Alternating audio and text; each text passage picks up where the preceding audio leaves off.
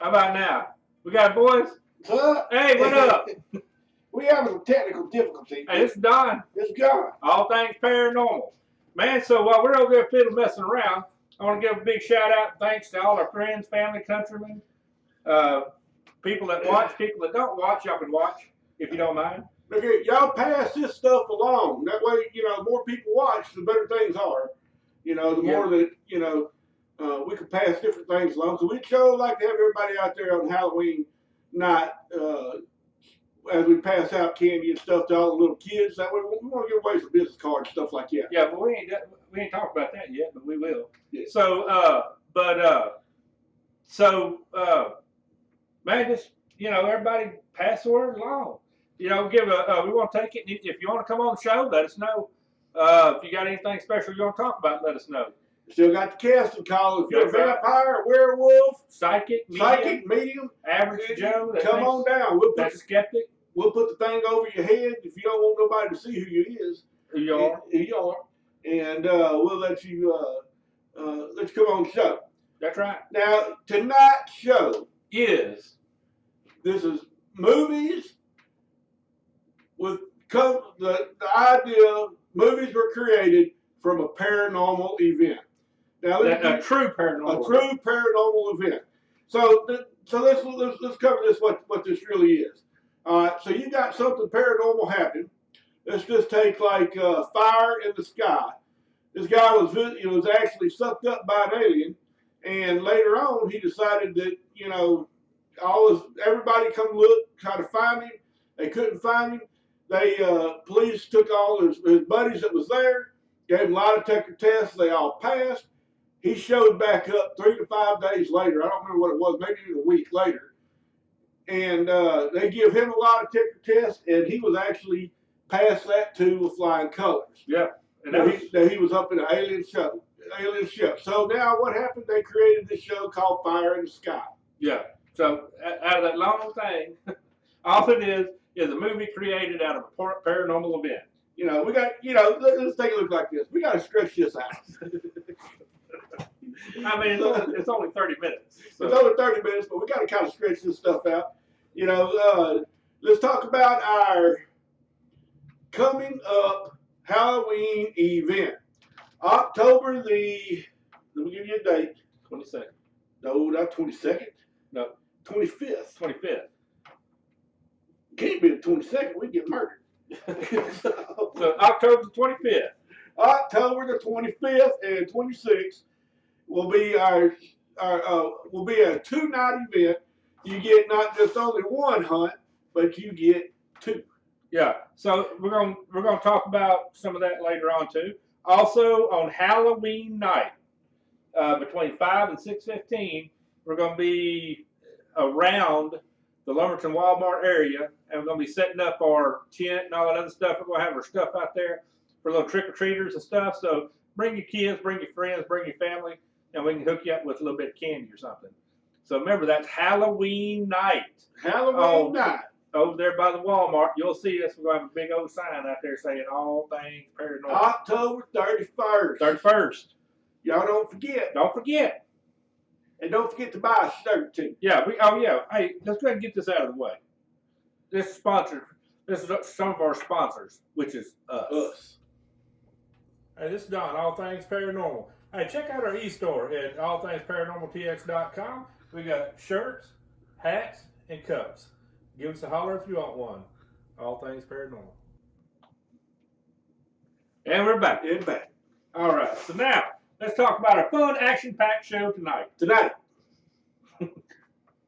Do you want to lead off? No, I'll let you lead off. All right. So my very first one, let's get up there and talk about, hold on, let me get to my pictures here. Picture number 1. What we got? The Exorcism of Emily Rose. So, that's actually takes place of Annalise Michael. We've talked about it before on several times about that show, but it's all about whenever she thought that she was possessed. She at first, when she was 16 years old, she got up there and she blacked out, and then as she went later on throughout the time, she was having like seizure type activity and stuff, and so she went to she was really convinced that she was possessed by a demon. So let me get this dude's name here. She grew up over in Germany. I thought I had the priest's name down here, but I didn't. But he, no, I haven't. So, but he got up there and they said, "Well, man, let's just check this out." You know, so we got up there and they started looking, and she was actually crawling around on the floor, barking like a dog, clawing at stuff, doing like 400 squats in a day. Now let's go over what they determined that requires an exorcism. Yeah. An exorcism. All right. Now it's not just somebody who can get up there and just say that, hey, I need an exorcism, right, or I get up here and I act kind of crazy or do some weird stuff. There's 3 or 4 different things that you got to have. One, you got to have a knowledge of something that you're not going to know. Yeah, knowledge of the unknown. So that's like if she gets up there and tells the priest, hey, look, you took the sacrament wine on September 3rd of whatever it was, and you actually spit it out. She would know something like that. I mean, that's not what happened.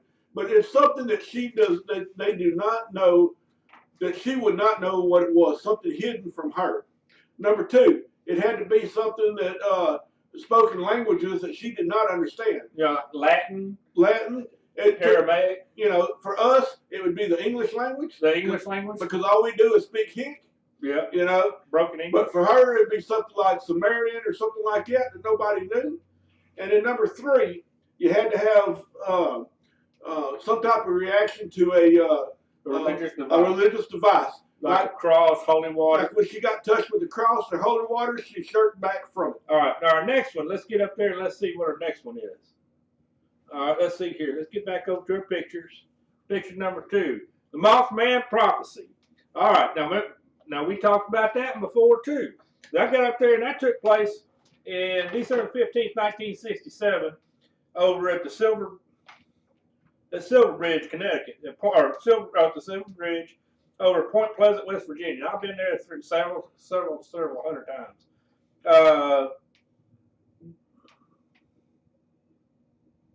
Yeah, going over to Ohio. And so now, this wasn't just a group of 1 people. This was a carload of people that actually seen the same thing. So this Mothman dude, he showed up around about 61, whenever they started seeing him before the bridge. That's a long time before. That's about 6 years. No, I'm sorry. Started about 66. So that's about a year ahead of time. And so they say he had about a 10-foot wingspan. One dude tried to outrun him. And when they did, he was just flying right on the side of him. He was going about 100 miles an hour. And man, he's over there going, just waving at him. Looking what up, y'all? And man, it was just, it was just something else. You know? This show was created from that. Yeah. But let me tell you something. The Mothman just didn't, he shows up on different, he shows up whenever things is fixing to happen. Yeah. Like was the collapse of a bridge, I can't remember which bridge it was, the Golden Gate or something like that. I don't think it was Golden Gate, but it was some type of bridge like that. Yeah, seen. He was there. Whenever they even had a picture one time right before the nuclear reactor over at over in Russia. Yeah, started to go down. Yeah, they seen the Mothman over there. They seen the Mothman over there. So it's actually a thing. It's it's just not located in one thing. Yeah, that's why they call it the prophecy, because it seems to show up whenever bad things happen. All right, so here we're gonna go. Let's see what number 3 is. Annabelle. Everybody knows who Annabelle is. So what we got is Ed and Lorraine Warren had got up there, and this doll, somebody called them about this doll being possessed. That thing's over at the Occult Museum over in Monroe, Connecticut. They said that this thing is infused with evil, and it started around 1970. And it's actually a Raggedy Ann doll. Yeah, it looks like Raggedy Ann thing. They said it's levitating. It's also strangled a family friend. Now, Raggedy Ann is just kicking up on that dude, or that friend, pretty hard. And when Ed Warren was over there taking this thing back to his museum, he got up there and he lost control of the steering and no brakes and stuff. And so while they're driving down the road, this bad dude gets up there and he just starts throwing holy water on this thing and then regains control of his car. Now, dude, that is a bad son gun to sit back here and to take it and fight off Annabelle by slinging holy water on it while you're driving down the road. As you're going down the road, taking it on. Dude, that dude is bad. That's why Ed Warren was the man. He was the man. He was the man. All right, so let's see here. What's our next one that we got to have? Which one was that? The Right. All right. I know. We got a long way to go. We're about halfway through the show. The Right. So The Right gets up there and let me flip my page. It's over in Italy. I don't think I even wrote anything down about that. You didn't get that down? I sure did not. So, well, long story short. Yeah, long story short, it's about this dude over in Italy that gets up there and he was doing exorcism. Yeah. And they have a priest that comes by to visit. Well, actually, this guy right here was one of the foremost exorcists in the thing. If you ever want to contribute anything of any type of great amounts to all things paranormal, go ahead and set us up with some flights and over at that class over in Italy at the Vatican for the exorcist class. Yeah, we're gonna have to have us a translator, but we would love to be there for that. I'd like to be there, just learn a little something about that.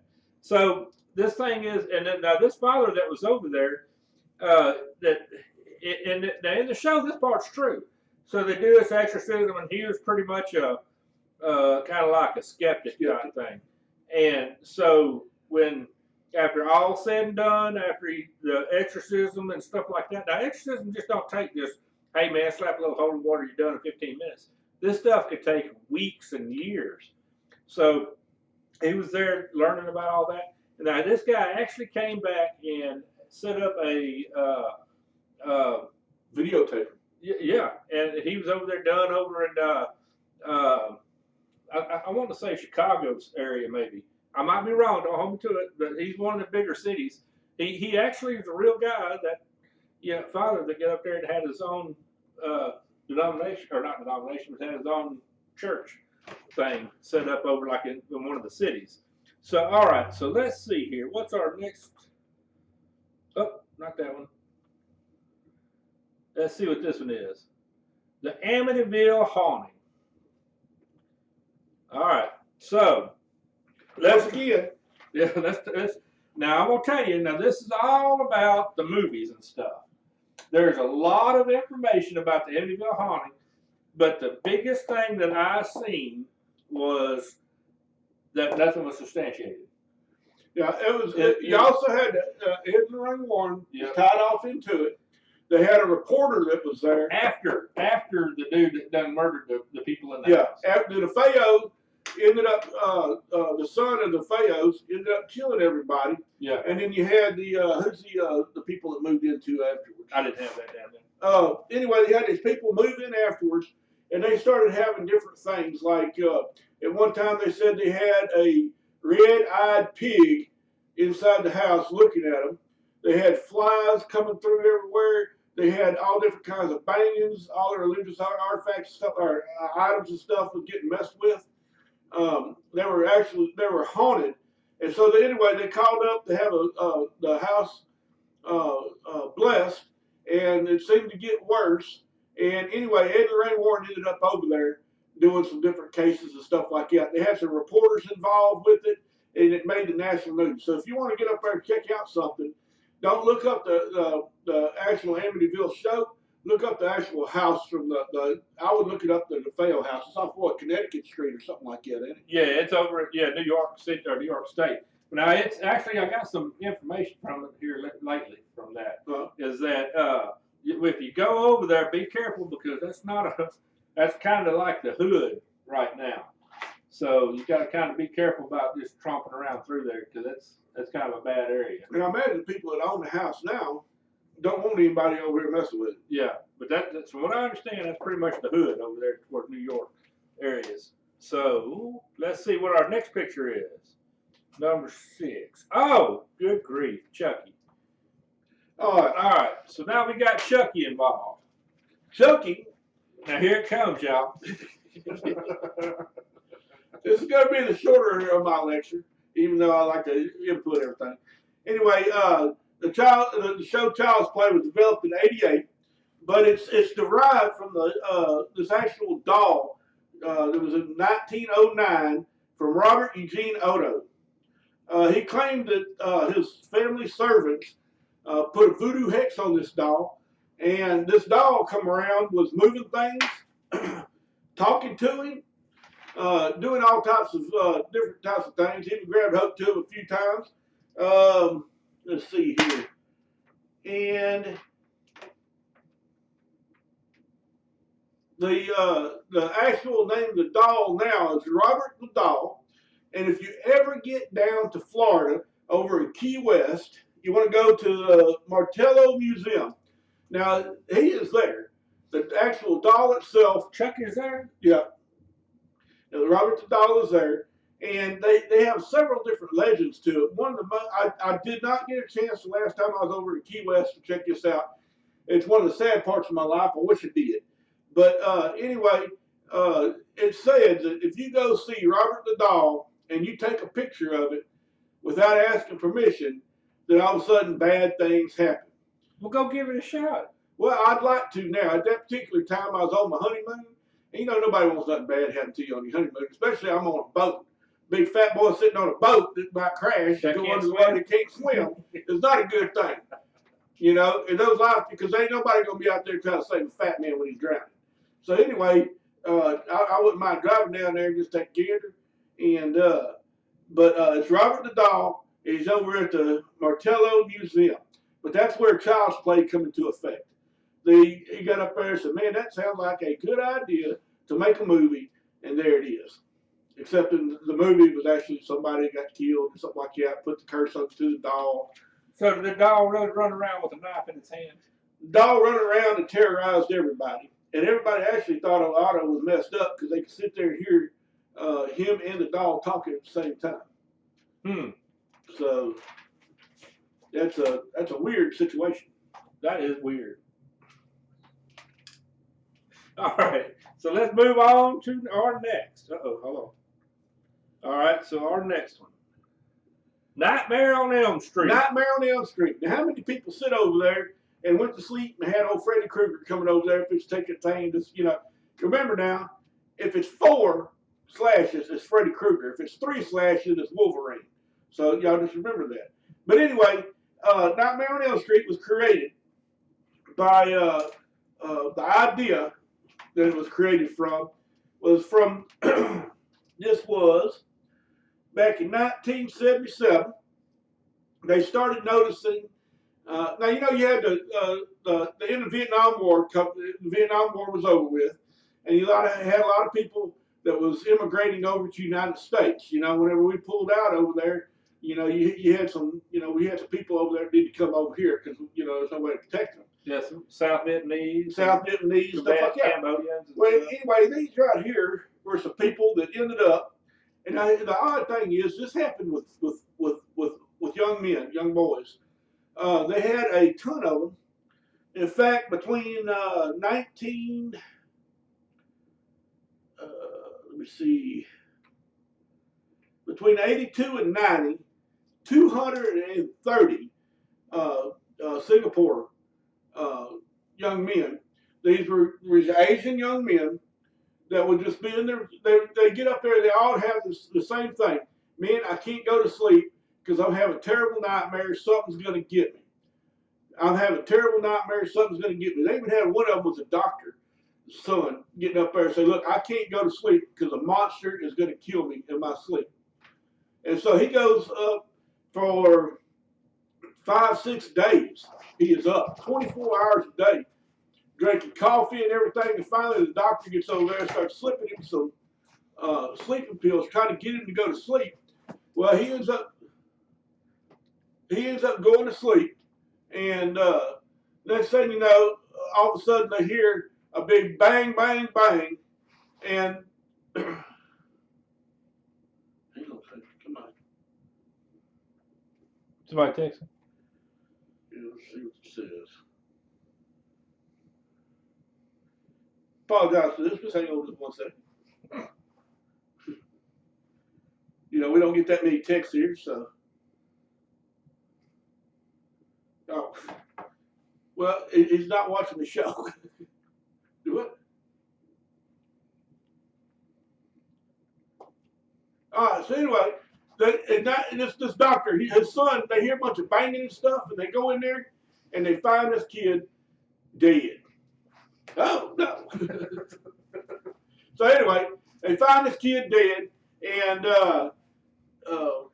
they find the strange thing is they find a pot of hot coffee in the closet where he was sitting over there drinking coffee, trying to stay awake.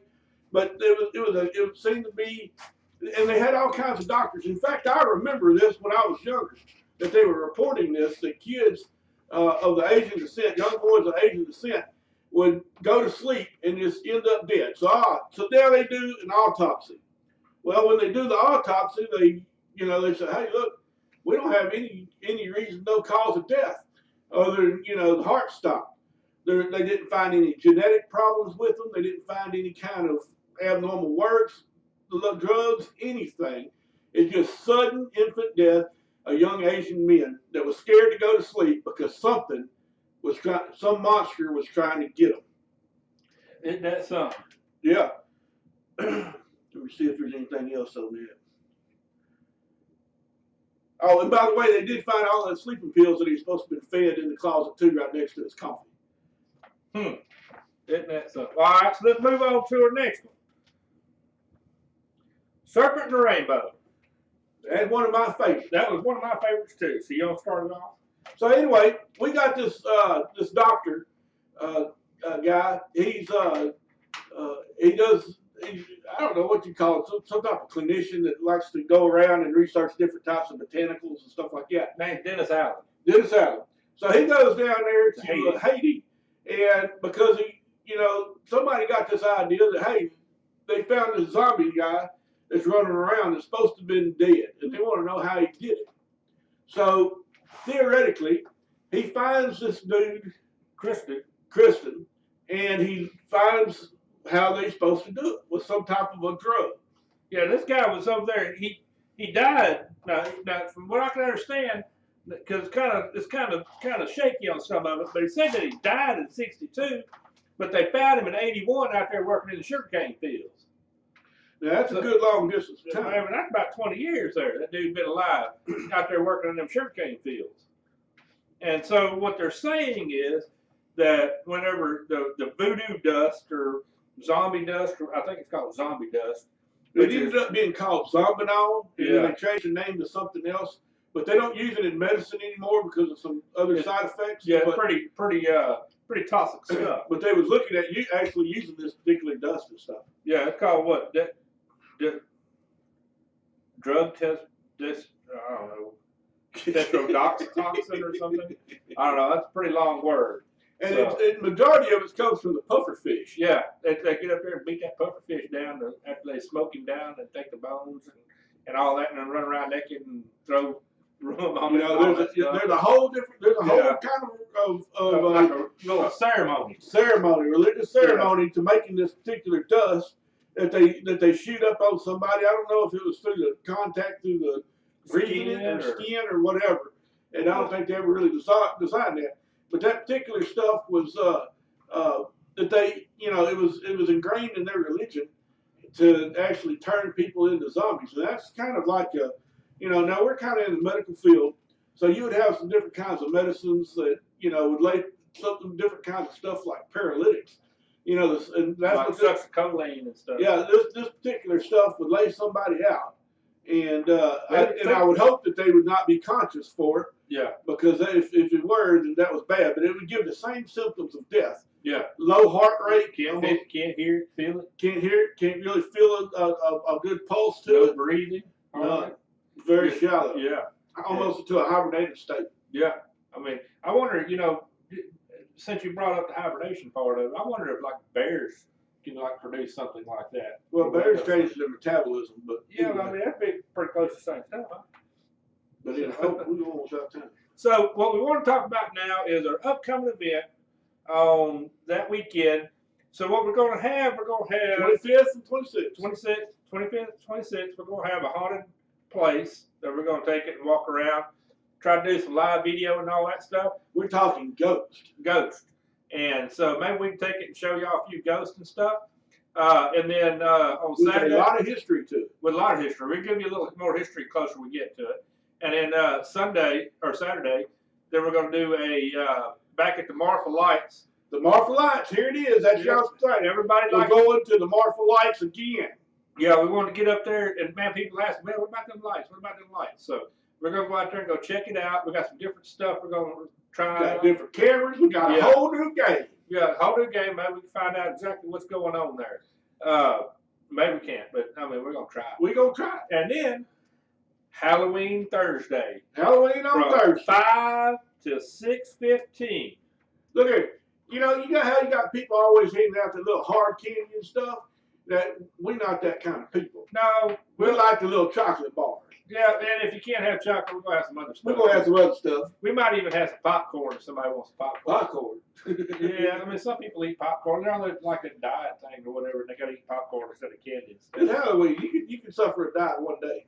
Well, I mean, diet can go to the family, and then the kids can have the chocolate or whatever. But no, Brandy, we're not gonna give you any chocolate.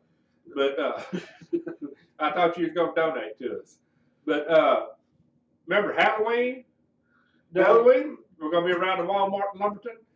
We should be able to, you ought to be able to see your tent and all That's that not confirmed, but we're gonna have a location. Yeah, we're gonna be around there. If we have to move locations, get run off or something, we'll let y'all know where it's gonna be at. But we're gonna be somewhere that some kids can get something for Halloween. That's right. So and you get a miraculous pin. Yeah, maybe. What Yeah, while supplies last. While supplies last. And, oh, hey, we're going to have some shirts, too, if you want to buy you a shirt.